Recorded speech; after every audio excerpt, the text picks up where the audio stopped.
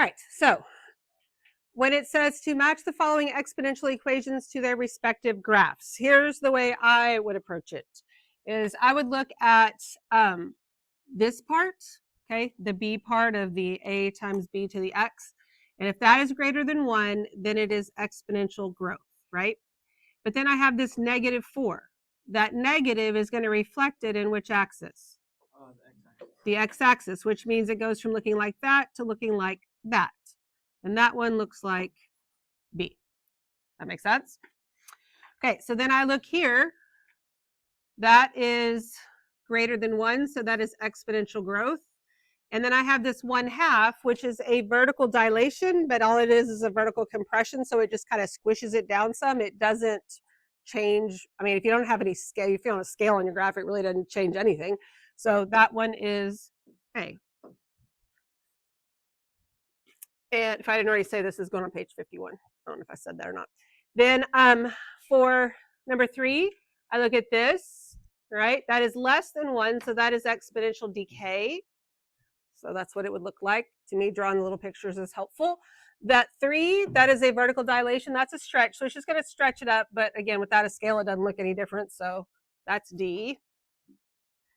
Then again, we have exponential decay, but then it gets reflected in the x-axis and looks like that, which is C.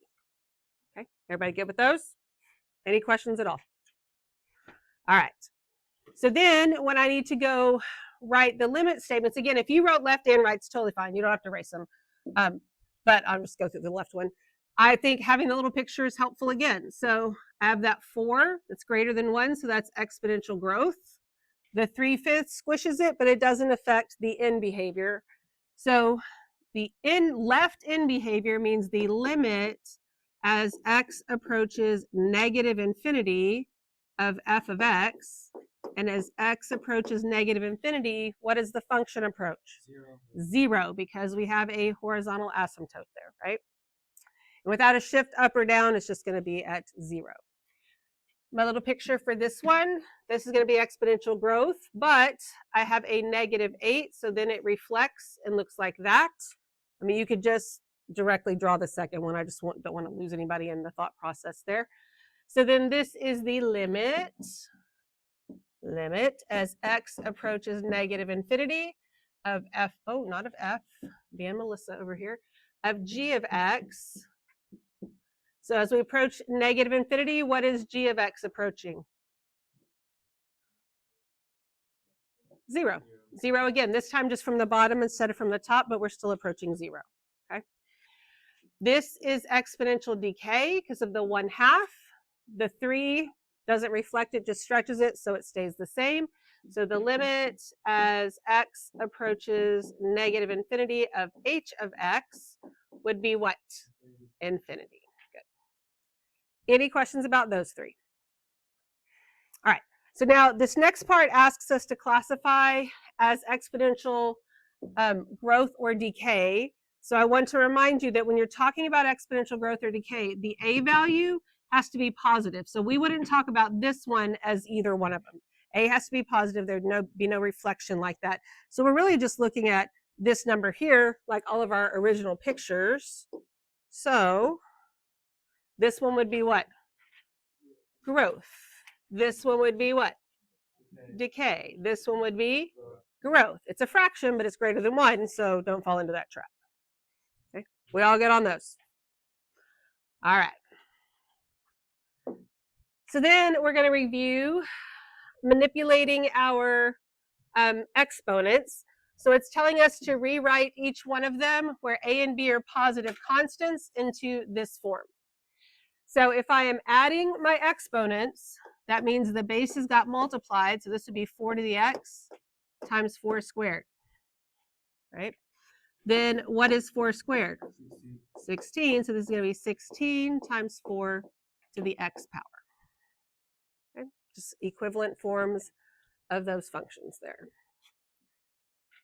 So this one here, this will become 6 to the x times 6 to the -2. What is 6 to the -2 power? 1 over 36.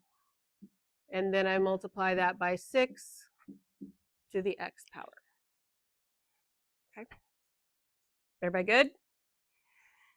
Alrighty, so then can I multiply this 5 times the 8 right here? No. So this becomes 5 times 8 to the x times 8 to the negative 1. So what is 8 to the negative 1 power? 1 over 8. That's all that negative exponent does. So now, can I multiply the 1 over 8 times 5? Yes. So that gives me 5 over 8 times 8 to the x power. That is my h of x. Any questions? All right, so that's when my exponent had 2 terms in it, not an addition or a subtraction there. We get to split it into 2 bases.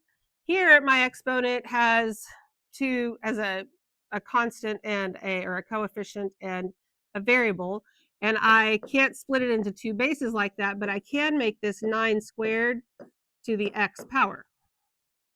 Then, what is 9 squared? 81. 81. So this is just 81 to the x power. I think it is helpful on something like 5 to rewrite this first into 16 to the 1/2 x power, so that you're not looking at that division, because that causes some confusion or causes you to do weird things sometimes. So then I can make this 16 to the 1/2 power, all to the x power. What is 16 to the 1/2 power? 4, because that's the same thing as the square root. So p of x is 4 to the x power. Okay, everybody good with that? All right, can I multiply the 3 times the 2? No. All right, so now this will give me 3 times 2 to the 4th to the x power. What is 2 to the 4th? 16, so oops, that's a 2. So that gives me 3 times 16 to the x power. Now can I multiply the 3 times the 16? No, still can't do that on these. That is my m of x. Any questions? All right. So we did these the other day. I said, we're not even going to look at our answer choices and let's just work it out. But I mean, you can at least look at them. I just wouldn't necessarily try and match things up exactly. Like, I'd still work through it. But I look, 3 of the bases on my answers are 16. One of them is 48. So I do know that one option I have here to manipulate this is to change that base to 2, because I can make 4 into 2 squared. But that's not going to get me to the answer that I need. So that kind of at least know that I don't want to go in that direction. Can I multiply the 3 times the 4 right now? No. So it's going to be 3 times 4 squared to the x power. So then that gives me, bless you, 3 times 16 to the x. Can I multiply the 3 times 16? No, and 3 times 16 is 48. That's why this answer choice is here, but that's totally illegal. So I know that that's definitely not my answer. And my answer is B, because it's right there. Okay, we good? Questions? All righty. Then this 4 times 9 to the x over 2, so I can make that 4 times 9 to the 1/2 x, right? And I have bases of 12, 3, and 9. Well, I'm pretty sure I'm going to change the 9, and so I'm just going to go ahead and do 4 times 9 to the 1/2 power to the x power. 9 to the 1/2 power is 3, so this is 4 times 3 to the x. And that's my answer right there. Okay. Questions? Anything? All right. So here, when I look at my answer choices, all of the bases are 4. So I don't need to try to change 4 to 2 squared or anything like that. But I do have 2 digits in the numerator.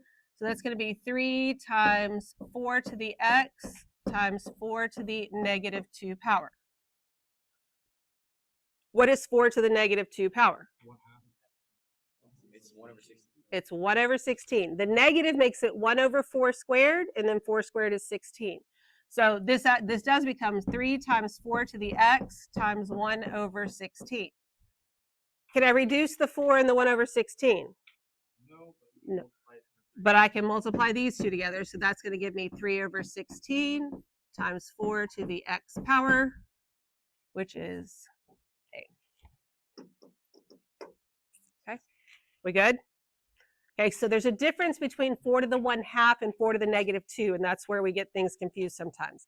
Do the negative exponents in steps, I think sometimes is better. The negative makes it the reciprocal, then do whatever that exponent was. All it does is change the sign. Okay, questions? Anything? All right, great. Grab your other sheet of paper. Let's do what we're going to do today. This is going on 52 when we're done.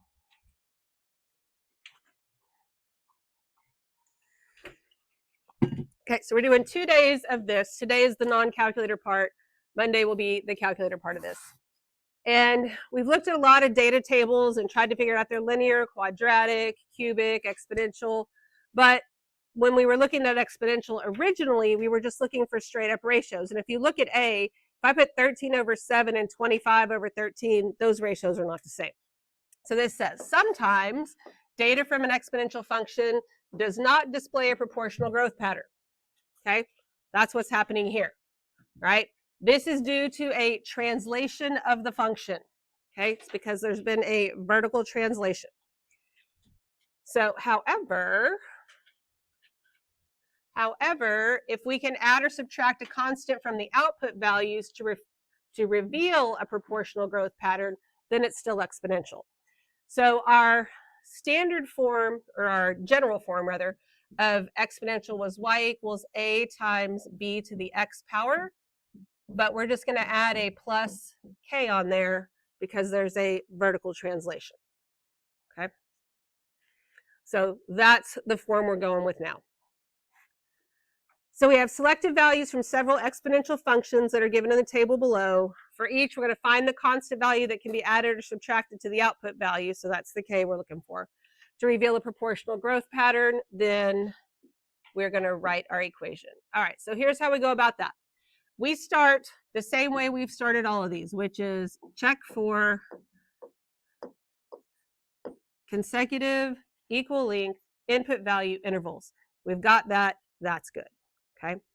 And again, we can tell that the ratio, this isn't just a straight up exponential in general form.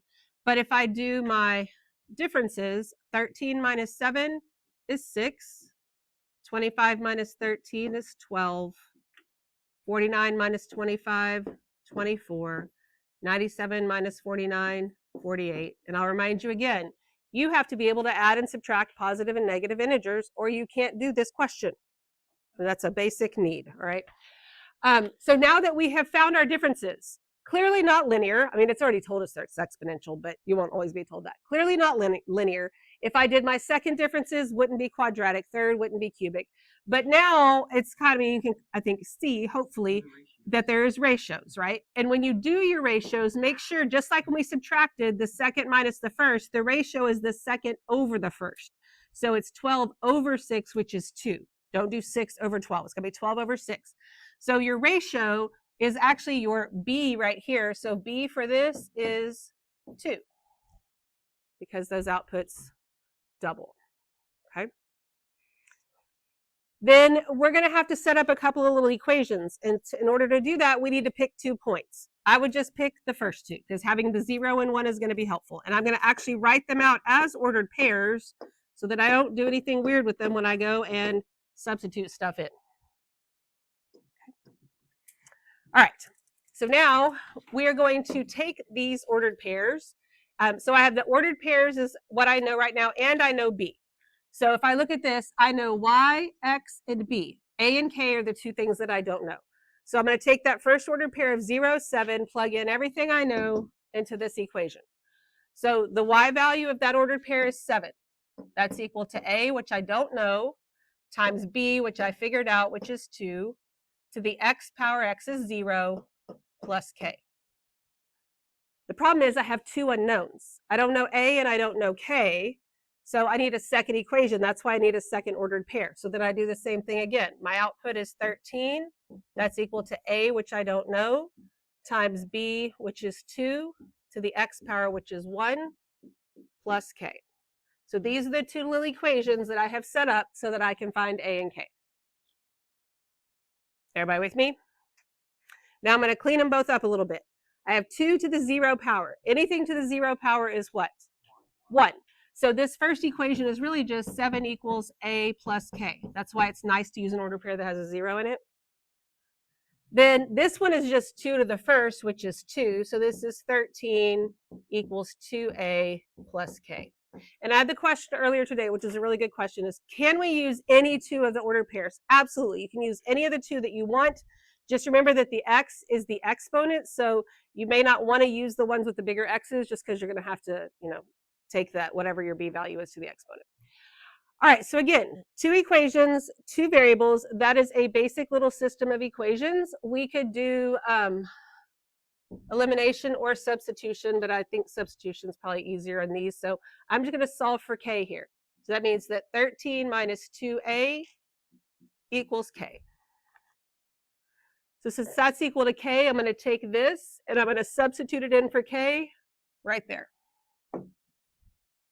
And I'm going to get 7 equals a plus. Now I'm substituting in something with two terms. If you have more than one term, you should always put it in parentheses.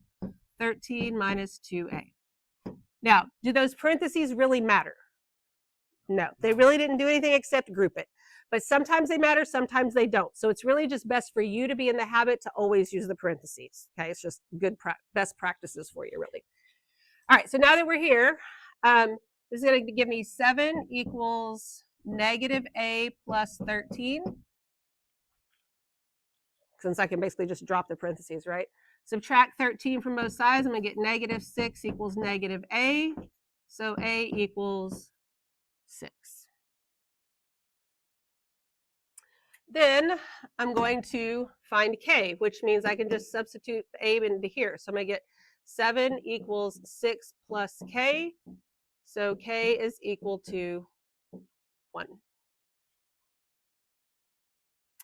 And now I have my b value, I have my a value, I have my k value, and I can write my equation.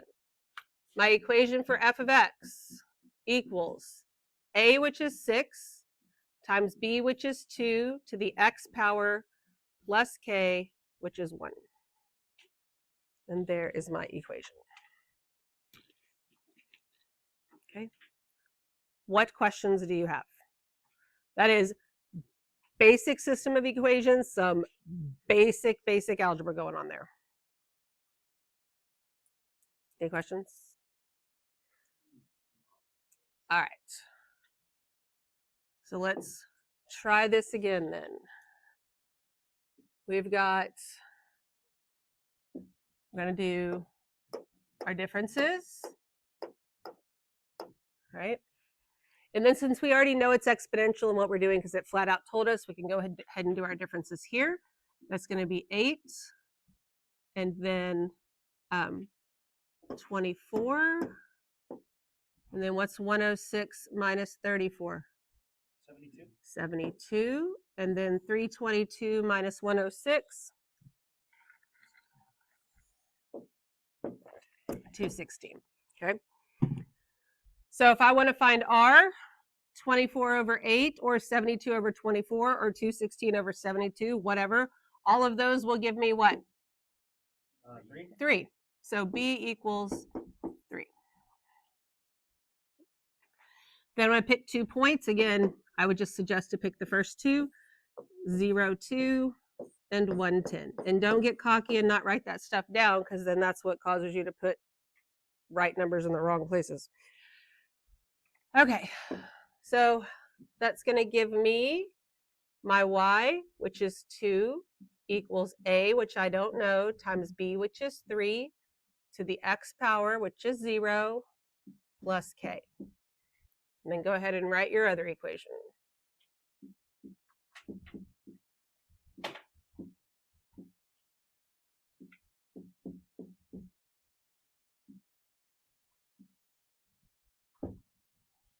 Okay, which would be 10 equals a times 3 to the first plus k.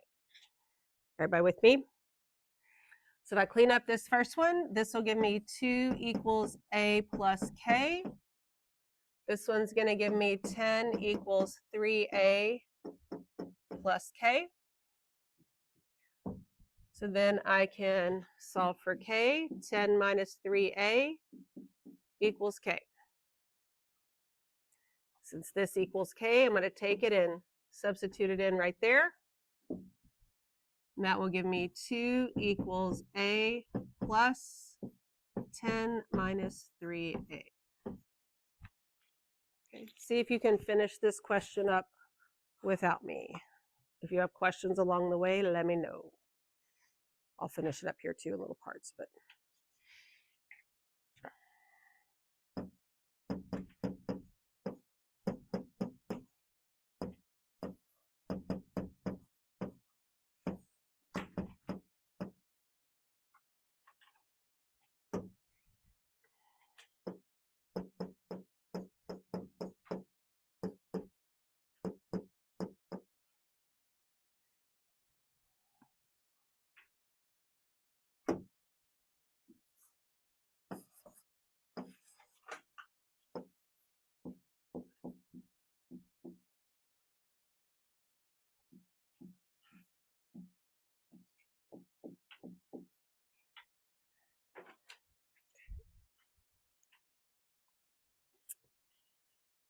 check it with me when you're done.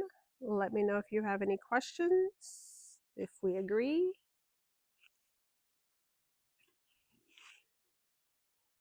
Everybody good? All right, then do the last one on your own from scratch. You need to talk about it amongst yourselves.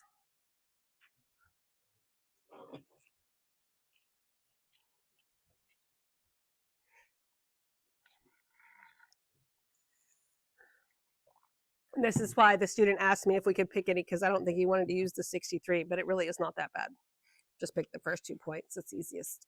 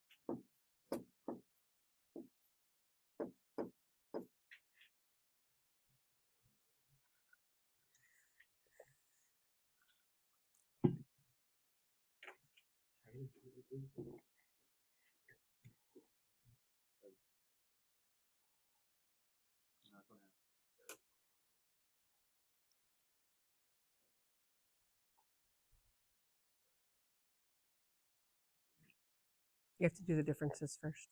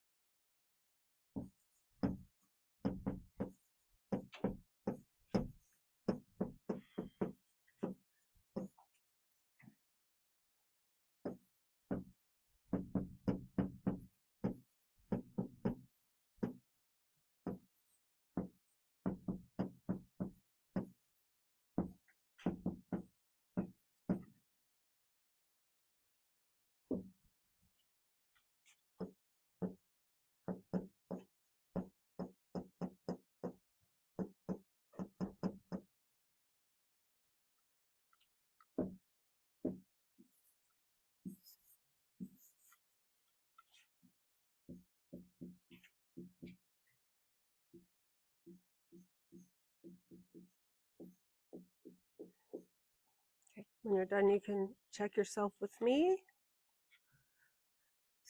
If your problem is the fraction, let me remind you, that is 4th grade, that is not pre-cal, so don't be hating on the pre-cal if you can't handle fractions.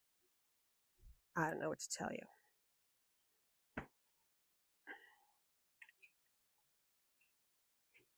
Not even a crazy hard fraction. What questions do we have? Anything? If you're still writing, it's fine. Okay.